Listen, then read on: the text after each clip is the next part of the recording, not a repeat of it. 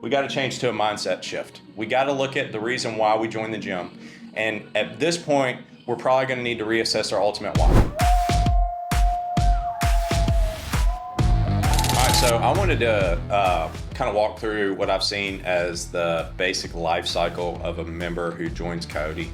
We've had thousands of people join over the years. We've got a lot of people who have stuck with it for a really long time and people that have fallen off at different points. And so I've thought a lot about like the stages of a person and when they join and kind of inflection points in their journey. And so I kind of created this flow chart and kind of walk you through it. And hopefully this can apply to members who kind of determine where they're at and understand that feeling certain things at different points in their journey is completely normal, and how they can use those to kind of shift into something that's going to help them stick around long term. Because ultimately the goal, my goal, and I know our coach's goal, is to create something that people are going to be able to stick with this for 10, 15 years. We have people who've been members for almost 12 years at this point, and we'll continue to do it. And so our goal is to try to help as many people as we can do that. So hopefully this will help people understand kind of where they're at in their journey, what to expect as they go, and maybe apply it to them to help them stick with it longer. So the first one is excitement. Okay, so this is, everybody's excited when they first come and join the gym. They come in, they schedule a tour, or they have a friend, they've been wanting to check it out, whatever, and they are super excited to join. You know, they pay a good amount of money to be a member here, and they've heard a lot of good things from people, and so they're super excited, and they're ready to get after it. They do their on-ramp, they talk about their goals, they understand their why, they're starting to learn movements, there's a whole lot of things going on, they're seeing people and realize, wow, there's a lot of really fit people in here.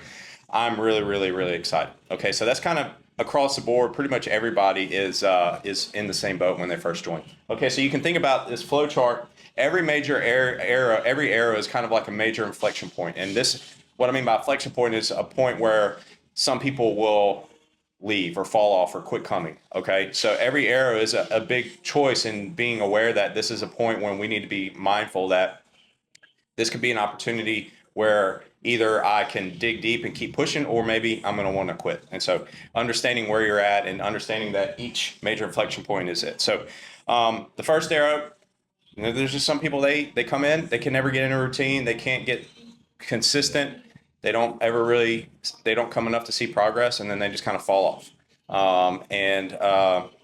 On the flip side, people that come consistently for a month or two, they start following the kind of dietary things we talk about, they start making major, major, major progress. And we've seen it happen so many times. It happens really fast. People's bodies start changing very quickly. They start feeling better immediately. Within a week or two, they have more energy. They're starting to notice it having an effect outside the gym, their mood, all that type of stuff. So they're making major progress. They're lifting weights. Their PRs are going up at a very fast rate. So this is a very, very fun period for most people. And the timeline is different for each member. So it's hard to calculate how long it could be. If somebody's never lifted weights before, this can go on for a year, 2 years, 3 years, maybe even longer. You can just continue to make major progress. Your body's continuing to change, especially maybe somebody that has a lot of weight to lose. They can make a lot of progress. Or if somebody's coming in and they've had a ton of experience weightlifting, or they've done CrossFit before at another gym, this period might be a little bit shorter, where they're making like the major progress. Now, I've been doing this for a long, almost 12 years. I'm still making progress in some areas. So people can still continue to make progress. It just gets smaller and smaller. But these major gains, these beginner gains, this like excitement, I'm telling everybody about it. That's this stage right here. Okay, so hopefully most people can at least get to this point, get in a routine, make changes to their diet, start following those suggestions from the coaches, and they're really starting to see it. Well, like I said, that can last 6 months. It can last 2, 3, 4 years, but eventually there gets to this point where it's reality check. Okay, so this is different for different people, but it can be for somebody who maybe is coming in and saying, I want to be just as good as the top people on the competition track, or I've seen the CrossFit Games. This doesn't happen as much now, but it used to be, I want to compete at the CrossFit Games. I saw them on ESPN, that type of thing. Well, maybe a year, 18 months, 2 years in, all of a sudden you're starting to realize like, wow, I've been doing this for a long time and I'm still getting dusted by people. That's what I mean by reality check. Or reality check for other people can mean, man, I'm starting to have some pain in my shoulder. I'm starting to have some pain in my knee. Maybe this is just too intense for me. Maybe I can't do anything anymore. Without realizing that pain is just part of your body changing, you're never going to find a workout program that you're going to be 100% pain free the entire time. And so reality check is, man, I need to really start maybe taking care of my body a little bit more, maybe taking mobility a little bit more serious. Or it can be with nutrition. Maybe reality check for you is I'm getting a lot stronger. My times are getting better. I'm feeling better at work and at home. I have more energy, but my body hasn't changed a whole lot because I haven't really paid attention to my diet. Maybe it's a reality check is I need to start focusing on that as well. For a lot of people, it's just the progress slows. They start thinking I've plateaued. Okay, so to me, this is the major inflection point for most people. Okay, so this can come anywhere from 6 months to 2, 3, 4, 5 years, depending on the person. And there's really two ways you can go with this. You can go for the mindset shift, and we'll talk about that in a minute, or you can quit. Okay, and I put burnout. Okay, so that's something people say a lot. I'm burnout. I'm burnout. What does that mean? I don't think people really even know what that means. It's just like, I'm not feeling the way I felt about this when I first started, so I'm going to say I'm burnout. Well, that can mean I'm frustrated because I'm not as good as I thought I would be at this point. My body's not where I thought it would be at this point. My progress has slowed down from where it was at the beginning, which is understandable. It happens to everybody. My body's hurting more than I thought it would be at this point. There's a lot of different reasons, and all that is categorized into burnout. Okay, so quit. That can be literally, hey, cancel my membership, I'm done. Or it can be just slowly stop coming as consistently, which happens more frequently. Is maybe you were there 4 or 5 days a week, every week for months, and then all of a sudden I'm getting busy at work. It's not as much a priority. I'm not scheduling my workouts anymore. I'm coming 2 days, 3 days, 2 days, 1 day, miss a week. And then all of a sudden your consistency starts to dwindle. So when that happens, what happens? The progress really starts to slow down. Even maybe you might even start regressing some. And then you start feeling really frustrated because like, I'm not where I was before. Okay. So what happens? All right. People's membership rolls up, they cancel their membership, or they just quit coming as much. From what I've seen, there's basically 3 different directions it can go. The first is, to me, the saddest. It's when people say, I'm too old to do this. This is not for me. I'm too old. I can't do this anymore like I used to. They just they give up. I guess, my prime is behind me and I'm just going to kind of sail off into the sunset. To me, that's the saddest way I see people go. And I've seen it happen with a lot of people. And I hate that because I don't want people, in my opinion, should never stop moving. They should never stop lifting weights because there's so much more to life than kind of sitting around and just saying, oh, my best years are behind me. Shoot, my best years are in front of me. I'm always looking forward to doing things. I want to be able to play with my grandkids. I want to be able to, travel when I'm 80 years old and do that type of thing. So I'm not ever going to quit or give up. And I hate when I hear that kind of talk because it's basically saying I kind of give up, physical stuff is just not for me anymore. I'm not gonna be able to do the fun things on vacation. I'm not gonna be able to do those type of things. So that's the first one. It's just kind of like, I'm resigned to my fate, my best years are behind me and that's that. Okay. So to me, that's the saddest one. The next one is to try something else, which to me I think it's a good thing, especially there's a lot of people that join Coyote and this is their first gym they've ever been to and they don't know what else is out there. For me, I worked out at a regular gym for 15 years. I did strength training and sport specific training for a decade. I know what else is out there. I've tried so many different things. That's why I know I will never do anything else other than this because I know I'm all about efficiency and results and I want the biggest bang for my buck. And this is the best bang for your buck, bar none. Okay. So for me, I will never do anything else, but there's other people that they've never really tried anything else. They don't know what else. They don't know how amazing the results they got were compared to other things. So maybe they're like, I've seen my friends going to this other thing, to this other gym, or maybe I've learned enough here. I can kind of do this on my own. I've seen that a lot. I can do this on my own at the 24-hour gym. I can do this on my own in the garage gym or whatever. And 2 things happen there because they're still interested in working out. They just kind of want, maybe they're like, I'm not as fit as I thought I was going to be. I'm not be able to hang with the top dogs like I thought I'd be able to. I'm going to try something else. Maybe they find their thing. That's awesome. I'm happy when people find something else. What we do here is hard. It's not for everybody. For some people, it just might be a season of life where they learn a lot and they want to do something that's a little bit less intense. And that's completely fine. We love it because it is hard. It pushes us every single day. It makes us dig deep and do things that we didn't think we could do. And that rolls over to every other area of life. And we're able to push through hard things in life, and we get tremendous results and benefit because of it. But some people, they don't want that, and that's completely fine. Maybe they want to do something else. Maybe they just love to run, or maybe they love to do, classes at another place, or maybe they love to just kind of work out on their own and put their headphones in and do their thing. That's fine. As long as you find something that you're going to be able to stick with for a long period of time, I always support that. Or maybe they try something else and they realize, oh, I didn't realize what I had when I was there, and I'm coming back.